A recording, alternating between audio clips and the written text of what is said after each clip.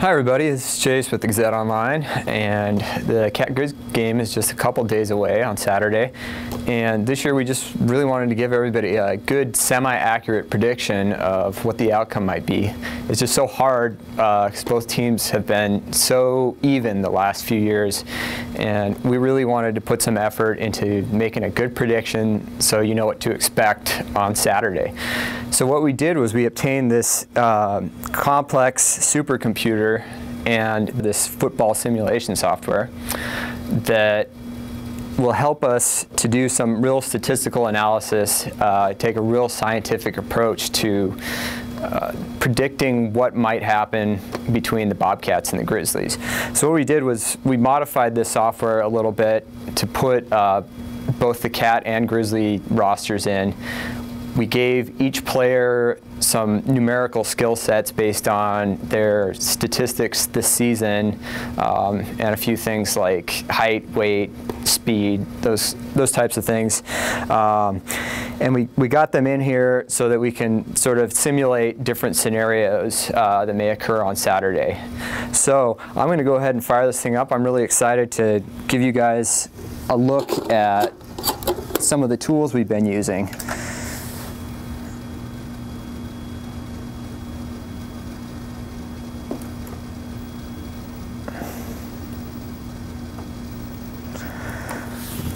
This is actually not that uncommon. This is such a delicate instrument that sometimes you just gotta finesse it to get it working exactly how you want. So.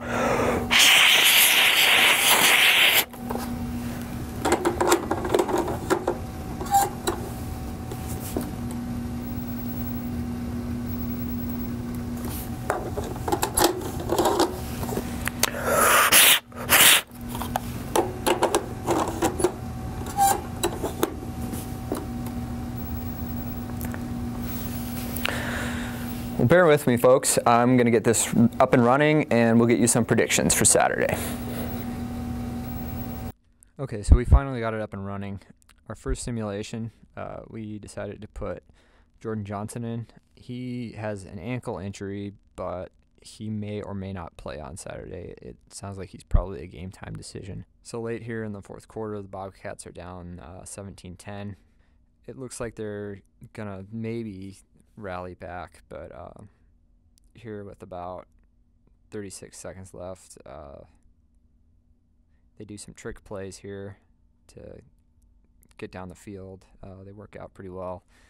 Who knows if they'll actually do those in a game, but here with just 7 seconds left, Bleskin throws it, but Zach Wagenman just gets in the way and knocks it down. So that game ended 17-10 in favor of the Grizzlies. But you can see that pass completion percentage for both quarterbacks was pretty low. 46% for Jordan Johnson, 45% for Jake Bleskin.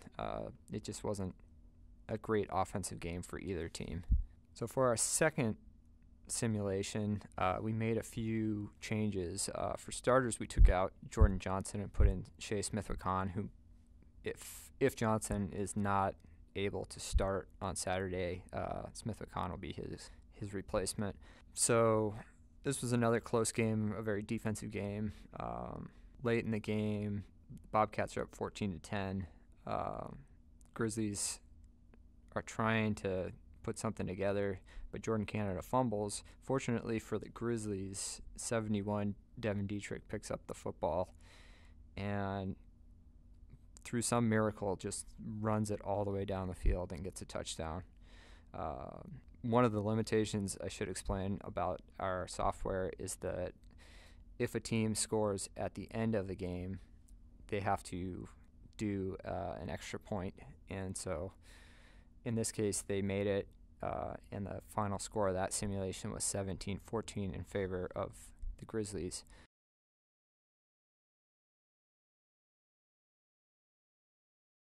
So for our final simulation that we put on tape, we put Jordan Johnson back in, but we left Jake Bleskin in for the Bobcats, as he has been said to be the starter, at least by Coach Rob Ash.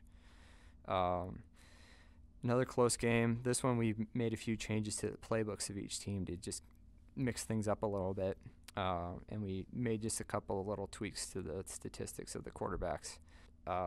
It looks like the game's pretty well over at this point, but the Bobcats fumble, and Gamboa recovers that to give the Grizzlies another chance. The Grizzlies again forced to kick a field goal, but this time Daniel Sullivan's kick is good for a score of 20-19.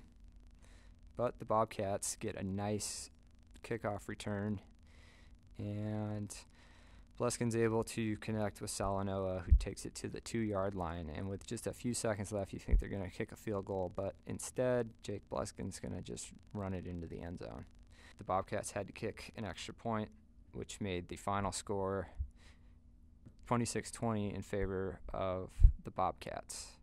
So you can see the statistics for both quarterbacks were much improved in this simulation, particularly for Bleskin, who had a 75% completion percentage and 233 yards. He did have one interception, but it didn't end up being the downfall of the Bobcats in this one. Jordan Johnson had a 54% completion. A few of the other games that we simulated included one in which Dakota Prukop actually started for the Bobcats. With him in at quarterback, the Bobcats were able to pull off a 34-24 win. So we hope you enjoyed our simulations. They may not have really helped to clarify what is going to happen on Saturday afternoon, but hopefully you guys enjoyed it, and just enjoy the game and be safe this weekend.